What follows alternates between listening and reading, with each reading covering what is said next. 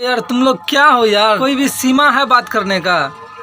Good morning दोस्तों, बता देना चाहता हूँ कि देखिए एक यूट्यूबर है और जानते हैं वो यूट्यूबर क्या बोल रहा है कि जो हर हर गंगे का जो टीजर आने वाला है, टीजर आने से पहले उसको अंदाज़ा लग गया कि ये KGF 2 का जो है ना 2 कॉपी है। तो भाई मैं बता देना चाहता हूँ कि बेवकूफ़ हो तुम, महा घटिया आदमी हो यार।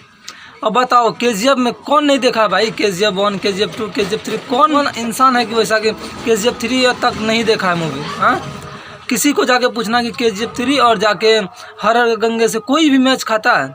हर हर गंगे में कई सौ साल पुराना स्क्रिप्ट दोहराया गया है। जब तुम लोग जन्म भी नहीं लिया होगा ना धरती पे, तभी का स्टोरी दिखाने वाला है हर हर गंगे।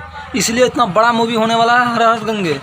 ठीक है, संघर्ष 2 की तरह नहीं मशीन गन लेके KGF 2 के मतलब कॉपी कर दिया धर धर धर धर, ऐसे नहीं होने वाला वो मूवी। वो भी में स्क्रिप्ट पे ध्यान दिया गया है, स्टोरी बनाया गया है।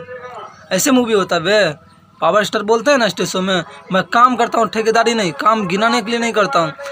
तुम्हारा 500 मूवी होगा ना, मेरा एक मूवी तुम पे भारी पड़ जाएगा।